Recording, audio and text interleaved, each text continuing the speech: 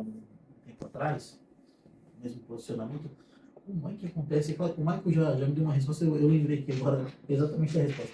Mas assim, como é que um trecho que não tem tanta velocidade, não te dá espaço para andar muito rápido, acontece tantos acidentes e ainda mais esse com morte? Sabe, a gente sabe que a imprudência ela vem sendo cada vez mais evidente no nosso trânsito, né, o nervosismo e tudo mais, mas quando você olha uma situação como essa, como é que um trecho tão livre, é uma reta, se fosse uma curva, a gente olha aí na 282, tem essas curvas acentuadas, os caras se perdem e tudo mais, dá aquela coisa, aquela colisão frontal, você ainda tem ali uma explicação de uma curva, mas numa reta ser tão perigosa, mano. Então, eu já peguei vários acidentes, que eu falo, acidente com moto. Eles são muito parecidos. Geralmente, falhou alguma coisa na questão comportamental. Sempre tem alguma infração envolvida. Eu estava andando no corredor, o corredor não é uma infração, mas também não é permitido, é tolerado. E qual que é a questão? Não se acredita, mas eu tomei uma multa andando no corredor. Sim, mas a multa não é por andar no corredor, é pela distância de segmento, distância de lateral, né, de segurança, 1,5 m, ou por estar muito rápido, uma velocidade compatível ali com uma situação. E é muito fácil, já vi acidente de moto que bateu uma moto. Aí um estava dando certinho, aí veio o outro tentando fazer uma troca de faixa, ultrapassar e aí colide uma moto na outra e vai fazer uma troca de pista, aí o carro não vê, vai fazer uma troca, está vindo pelo corredor e o carro vai trocar de pista e o motociclista não vê o carro, e o carro não vê o motociclista, aquela história, ponto cego, não sei o quê. Aí já dá um... E é uma batidinha simples, mas como a moto ela não tem tanta proteção, não tem para-choque, para-choque é a testa do motociclista, qualquer queda, qualquer batidinha pode virar um acidente grave, gravíssimo. E no caso, só caiu, se ralou um pouco ali e tal, né, cicatriza depois, mas vem um caminhão e não vê, passa por cima. Que é o caso de ontem. Acaba virando um óbito, uma tragédia, devido à fragilidade que o motociclista enfrenta. Na reportagem, então, Michael, para a gente ver a questão de responsabilizar pessoas, né? Ou responsabilizar o governo, seja lá o que for. Na matéria que a gente vê aqui do nosso parceiro de notícias do MD, tem essa questão assim, até quando? Né? A pergunta final da matéria é, até quando vamos passar por isso? Mas eu acho que isso tudo cabe a nós, que somos, assim, comunicadores, que têm aí um alcance de pessoas, cabe a força policial, cabe ao governo, cabe ao Estado, cabe ao município, cabe a quem efetivamente, claro que tem que ser uma união de todos, mas a quem efetivamente a gente conseguiria evitar que esse trecho, que ao meu ver, eu vou repetir de novo, que não te dá possibilidade de velocidade, de curvas perigosas, nada, ser o trecho mais violento do país. A gente tem essa estatística aí, a entrada aqui em Florianópolis de 200 até o 220, né, que é o posto de Palhoça ali, são 20 quilômetros que são os dois pontos mais críticos de acidentes no Brasil. Não são o que mais tem mortes, mas são os que mais tem acidentes, né, de forma absoluta. Então, o que acontece? Nós temos algumas ferramentas. Isso que a gente sempre gosta de explicar para a população entender.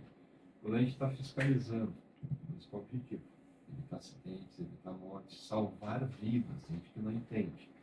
Quando a gente faz uma multa, a gente verifica ali, a pessoa sensível, a pessoa mexendo no celular, falta de atenção, enfim, efetua uma autuação. É para lembrar a pessoa que, cara, naquele dia, você viu a viatura, mas está falando do celular, está sem cinto.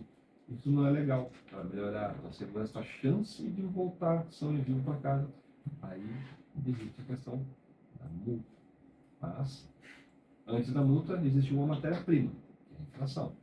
A pessoa fala aí, eu acho engraçado, né? Indústria da multa. Sim, mas a indústria precisa de insumo, precisa de matéria-prima. A matéria-prima é ampla, tá aí. São infrações. E é uma das ferramentas. Muita gente também não entende. Fica indignado, tem que pagar a multa e tal, não entende, que é para salvar a vida dela. A multa não é nada. O valor da multa não é nada comparado com salvar a vida. E algumas coisas as pessoas entendem. Para de educação, portanto, é tranquilo. Todo mundo gosta ali, é legal. Né? A gente não, em palestra, a gente não está ali para multar ninguém. Né? Quando é atividade na pista, mesmo sendo educativa, a gente vai abordar para falar sobre, motociclismo, falar sobre segurança do trânsito, corredor e tal. Se a gente verifica uma infração ali, tem alguma coisa aparecendo, um documento, uma moto, é uma fiscalização full, está valendo, vai ser feita notificação se for necessário, se houver a infração. Ninguém inventa infração, só é multado aquele que está ali, aquele que existe, tem o dever de fazer, faz parte do nosso trabalho. E também falar da parte educativa. Então a gente usa todos os recursos que a legislação, o CTP, o Código de Trânsito Brasileiro, nos permite usar para ajudar a reduzir acidentes. Não, isso aí. E ontem o inspetor Fiamoncini até deixou claro para a gente aqui, quando fala da indústria da multa, né? Ele falou, olha, esse dinheiro ele não vai para o bolso da Polícia Rodoviária Federal, ele não vai para o bolso do policial. Esse dinheiro vai todo para o governo, ele tem um outro destino. Então, não existe essa coisa que ele vai lá, vai multar porque gosta. Inclusive, até ele falou uma coisa aqui ontem na entrevista, que eles saem com desejo de não acontecer nada irregular. Que eles vão tranquilo e não tenha que ter nenhum embate com pessoas e tudo mais, mas que vai e volte no trabalho tranquilo, porque também tem suas famílias esperando, tem tudo, né? Então a gente acaba criando esses monstros e na realidade são monstros que nós criamos e eles só existem porque nós criamos ele e alimentamos.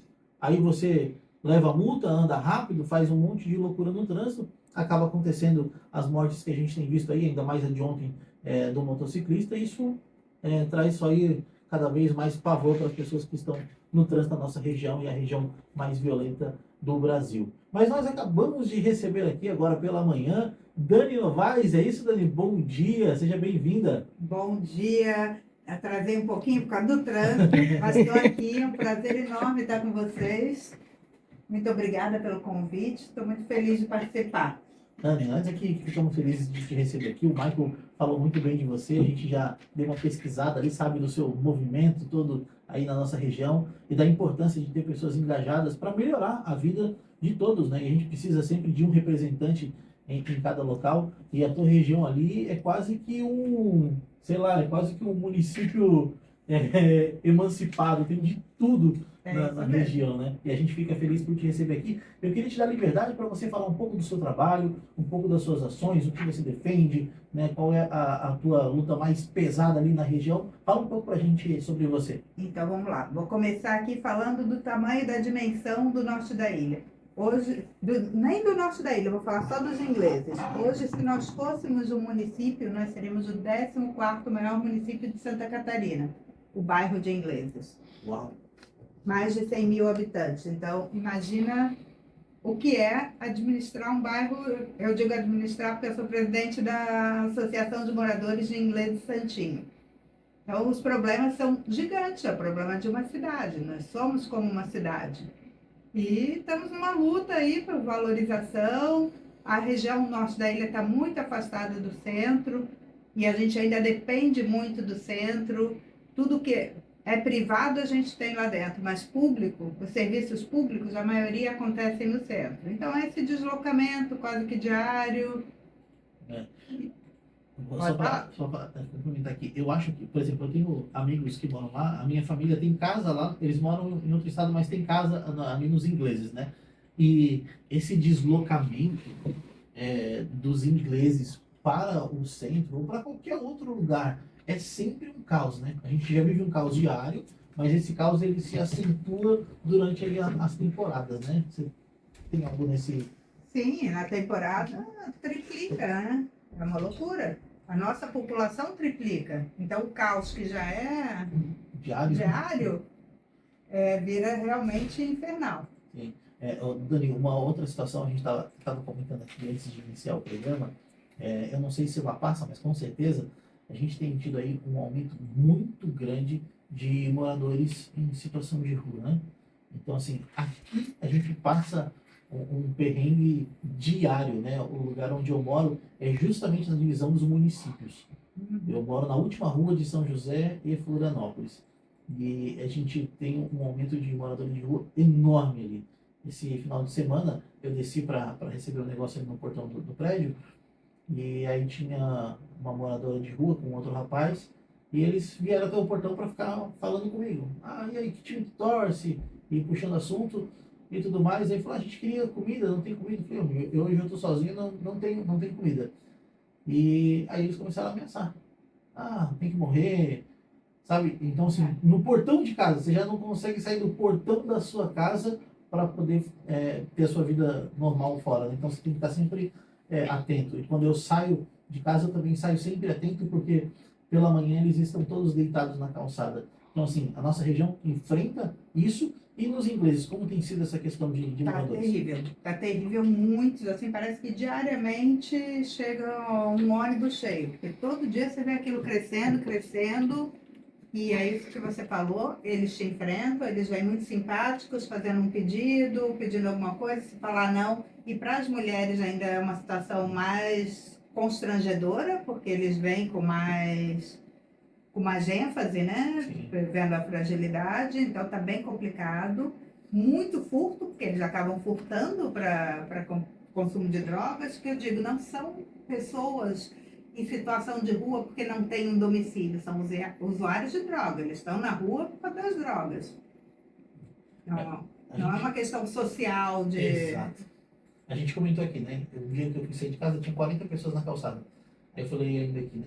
Ali poderiam ser 40 pessoas e 40 histórias diferentes. Uhum.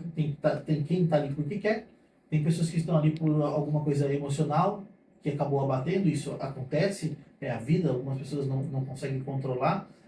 Tem pessoas que estão doentes, que estão ali, estão doentes, não conseguem sair daquela situação e precisam de uma intervenção. E tem algum projeto em andamento específico no norte da ilha para poder combater essa questão? Aí, outro problema gigantesco que nós temos. A Prefeitura de Florianópolis tem um trabalho ainda muito pequeno nessa questão e centralizado. Então, não temos nada acontecendo no norte da ilha e eles não querem sair, lógico. Praia, tem turista, tem movimento, tem muito restaurante. Ali eles estão sempre... Eles mesmos dizem, tem um vídeo do Consegue Ingleses que tem um que fala, eu vou sair daqui, aqui eu ganho comida, eu ganho roupa, estou na praia. Não quero sair daqui. Eles não querem ir para a passarela, eles não querem sair. Então a gente ainda tem esse fator que complica demais, que é não ter nenhum mecanismo dentro do norte da ilha para ajudar essas pessoas. A gente não tem.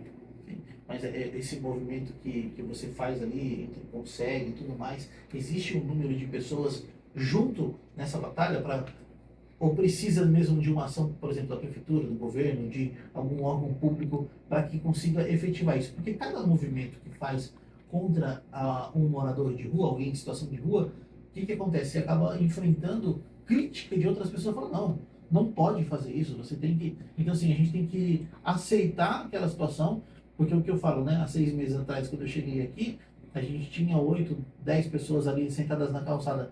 Tem dias que tem 40 pessoas, se você contar. Então, assim, vai aumentando o número. Então, daqui a pouco, o que vai acontecer? Eu vou ter que me trancar dentro de casa, regular os meus horários para saída, porque a rua vai estar assim. Num dia que eu fui viajar, até comentei aqui, eu fui viajar pro oeste catarinense. Ao sair de casa, a rua estava cheia de lixo. Isso era tipo uma barricada, assim, sabe? Fecharam a rua. Não tinha como sair, eu tive que sair pela contramão. Ainda, sei lá, medo de encontrar uma polícia, alguma coisa, achar que eu estou cometendo alguma infração, mas é porque não tinha como sair da rua onde eu estava. Então, assim, esse aumento ele vai só fomentando e aí a gente não consegue ter uma ação efetiva. Vocês enfrentam isso? Tem uma ação própria dos moradores ali do teu trabalho com relação a isso, ou isso ainda depende mesmo do órgão público? Não, a gente ainda depende muito do poder público. A prefeitura tem a Força Tarefa DOA, que na verdade é uma construção junto prefeitura, sociedade civil, polícia militar e CONCAP também, e juntos eles fazem abordagens. Só que a gente só tem esse tipo de abordagem no norte da ilha às sextas-feiras, nos ingleses. Como que o bairro de 100 mil habitantes vai ter abordagem uma vez por semana? Isso nada, né? Praticamente nada. Então é muito complicado. A gente ainda tem, o nosso trabalho é mostrar a grandeza da região, a grandeza do bairro e fazer com que a gente tenha os investimentos proporcionais à nossa grandeza. Hoje, Ingleses cresceu, mas ainda é tratada como aquele bairro de 30 anos atrás com 8 mil habitantes. É um polo de imigrantes. Eu sou um deles, eu sou gaúcho. E lá tem muito gaúcho. Diz que lá é um dos lugares, pontos que mais gaúcho tem, né? Isso contribui muito pessoas que vêm de fora, geralmente até pessoas que vêm, uns até fugidas, né, dos seus estados e se abrigam lá naquela região dos ingleses. É bem isso mesmo. Hoje, 60% dos moradores são pessoas de fora. A grande maioria é gaúchos. Os gaúchos gostam bastante. Eu sou de fora também sou migrante, sou carioca, mas criada em Santos, sou cariocista. E agora me considero manezinha, já estou nos ingleses há 24 anos. E a nossa grande maioria da população é gente fora. Então acaba também, claro, a maioria das pessoas são pessoas do bem, trabalhadoras, Sim. que chegam lá para investir, para montar seus comércios, mas também tem gente que chega para se encostar, para tentar a vida fácil. Como toda cidade grande, que eu já digo que inglês é uma cidade, né? E pode se Tem de tornar uma tudo. cidade? É muito difícil, É. porque emancipar ingleses seria tirar grande parte da arrecadação de Florianópolis. Não interessa. É. Nosso bairro arrecada muito, então não é interessante. Não vamos nunca conseguir essa emancipação, muito difícil. Mas, mexe num ponto delicado, né? exatamente, mas dá para a gente descentralizar, que é uma luta que eu tenho, descentralizar esses serviços públicos, de repente construindo uma secretaria do Norte da Ilha, como a gente tem a Secretaria do Continente, com orçamento próprio, voltada à administração do Norte da Ilha. Nós já merecia ter um hospital, né? Mas demais, demais. Nós estamos a 30 quilômetros do hospital mais próximo, que é o SOS Cardio. O meu médico, ele era o chefe da UPA, Uhum. da onde é o A terminal, UPA Norte. que agora foi, né, terceirizado, foi, como se diz, Isso. Aham, pra a outro- administração está terceirizada. terceirizada. Não entendo por que isso, né? Por que as prefeituras fazem isso. E ele falou que tem muitas pessoas que passam por dia naquela unidade de saúde e não dá conta, né? Não dá conta porque nós atendemos não só o norte todo, como atende até a Trindade. Sim.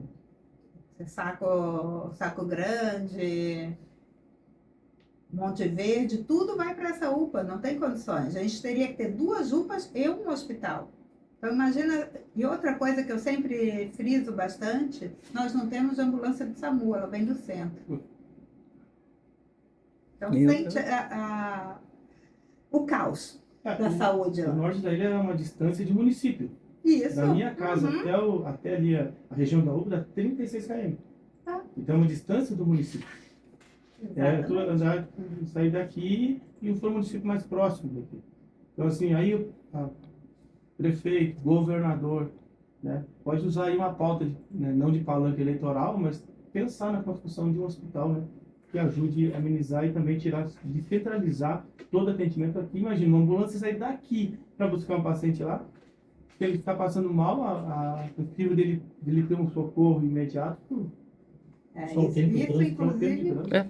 é promessa de campanha, né? A gente tem uma carta promessa do governador Jorginho do hospital para os ingleses, para o norte da ilha. Estamos esperando aí o governador. Olha aí, então já é mais uma coisa para a gente poder falar também, porque a gente precisa sempre de uma representatividade nas regiões, e aí com essa promessa de representatividade, somada à promessa de campanha, acaba deixando o morador na expectativa, né? Claro. O bairro na expectativa. Poxa, até falar, bairro fica.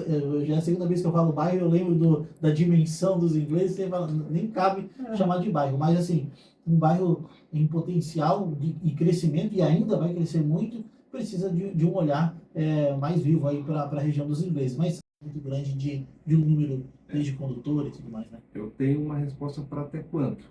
Começa o seguinte, que o nosso colega que mandou o áudio ali. A gente não pode falar em mobilidade urbana. Falar de mobilidade urbana em Florianópolis é ridículo. A gente não tem mobilidade, tem imobilidade urbana. E essa imobilidade, uma das principais causas é a questão do carrocentrismo. A gente é centrado no carro. A gente não tem com facilidade de ônibus. Se eu quiser vir lá do Campeche até aqui, não tem como. Não tem. E aí, tem muita moto acidentando. Eu sofro com isso, todo plantão. É um acidente atrás do outro. Eu já levei, saindo às 7 da manhã, pegamos o plantão. A gente chegou 10 horas passada do posto de Palhoça. Aqui até Palhoça, 15 quilômetros. Sim. A gente levou 2 horas. Quando a gente achou que ia, a gente foi atendendo vários acidentes. 1, 2, 3, 4. Quando a gente achou que ia conseguir chegar para assumir o plantão, para abrir o posto e tal, deu mais um, tivemos que voltar. A gente ficou 3 horas nesse ciclo de atender acidentes, um atrás do outro, um atrás do outro. A gente nem tinha terminado um, já tinha outro. Sempre com moto. Carro, moto, sozinha. Aí o que acontece? Por que o cara está com moto? Porque ele não tem um transporte público adequado para chegar no destino dele. É um movimento pendular, né? O cara mora na região ali, Palhoça, Iguaçu, São José, e precisa ir para Floripa, vai de manhã e volta de tarde, movimento pendular. Por que não faz isso de ônibus e faz de moto? Simplesmente não tem um transporte público adequado. Fica 2 horas dentro do ônibus, solta assim, às 17 horas no trabalho, chega às 19 horas Não em tem, casa, não tem 20 horas, imagina, cansado. não tem quantidade de ônibus. O ônibus não anda numa velocidade adequada, não tem qualidade ali dentro, não tem um ar-condicionado, e isso é toda a região metropolitana, não é só Florianópolis. Então, o que a gente precisa? Até quando vai isso? Até o momento que a gente tiver transporte público de qualidade, integrado, com um preço acessível ou até gratuidade para alguns públicos ou para todos, um passo a passo, né? E não temos um sistema de transporte, não tem corredor exclusivo, nem corredor preferencial. Então, enquanto a gente não tiver isso resolvido, o transporte hidroviário, aquático, que várias cidades têm, capitais, até cidades que não são capitais, cidades turísticas, que não são capitais, tem. E a gente não tem um ferry-boat, não tem uma balsa. A ponte está fazendo 100 anos. Antes da ponte ser construída, como é que se fazia a travessia sem a ponte? Com embarcação, com balsa. Ou seja, há mais de 100 anos já tinha. Hoje não tem. Regredimos. Então, a resposta é, até quando vai ter essa quantidade de acidentes mortes, vidas sendo perdidas, pessoas ficando aí sem um braço, sem uma perna aleijada, enfim. Até o dia em que a gente conseguir mudar esse nosso sistema. E passa pela esfera política. Vai estar mais caro hoje, né, manter uma pessoa após acidente do que achar uma solução. Com certeza. São bilhões gastos todo ano devido a acidentes de trânsito, né? Tratamento, pessoas que pararam de produzir, passa dos 60 bilhões. A última vez que eu vi, já estava nos 56, mas todo ano aumenta. E tem alguns cálculos que falam que tem 300 bilhões se somar vários outros fatores, acidentes dentro dos municípios, das vias estaduais. Então, são muitos, dezenas, centenas de bilhões gastos por algo que a gente poderia resolver melhorando o sistema de transporte, tirando do centrado no carro para centrar no transporte público. Metrô, por que a gente pode ter metrô? Então são várias coisas que não tem ninguém falando, não tem ninguém fazendo. Aquele dia que o professor Lino a gente falou um pouco sobre isso. A gente tinha que explorar mais isso, porque há uma necessidade, a população tem que saber quais seriam as opções, as soluções viáveis, porque ninguém aguenta mais sofrer todo dia no trânsito. Todo mundo sofre perdendo tempo, são compromissos que são atrasados, são compromissos, negócios que não são fechados. Eu sei de pessoas que não vão trabalhar em Floripa, não vão lá prestar serviço em Floripa. Eu não vou. Exatamente, porque não dá, não tem como. É muito tempo perdido, ainda pode se envolver num acidente. Então, enquanto não mudar essa questão de transporte, a gente não vai conseguir resolver esse problema e vai continuar vidas morrendo todo dia. Isso aí. O Jonas mandou um recado aqui, ó. Não é questão de mau condutor, e sim os mazanzas do trânsito. Também tem. Porque assim, ó, na região onde a senhora é uma região que gera muito emprego. Na área eu sou da área da construção civil, eu sei. A área de ingleses, né? Região de Canasvieiras, Daniela. Aquela região é um polo de construção, de prestador de serviço. Não é só na área de construção, é prestador de serviço de vidraçaria, né? Tudo. Tu vê filas de caminhão. Esse trânsito que às vezes está funcionando aqui é pessoas indo trabalhar. Então as pessoas estão saindo mais cedo e sair soltando mais cedo, porque você imagina, um trabalhador pega o carro da empresa, olha o prejuízo da empresa. 2 horas no trânsito para chegar lá e começar a trabalhar 10 da manhã. A empresa quebra. E leva isso mesmo, dependendo do horário, se pegar um horário de rush, é 2 horas do continente para o norte da ilha. Isso. Outra coisa, um dia eu estava vendo um colega fazendo aquela ronda ali das 6 horas, 6 e meia da manhã, fazendo a ronda ali. A gente viu aquele monte de pessoas entrando, né, indo em direção a Florianópolis. A gente olhou assim, tá, cadê os ônibus e tal? De vez em quando vê um ônibus. E assim, ó, essa turma está indo trabalhar, essa hora da manhã estão tudo indo trabalhar. Michael, por que a gente não acha emprego para eles aqui na Palhoça, aqui em São José? Daí, pô, trocando ideia, assim, brincando, não faz sentido.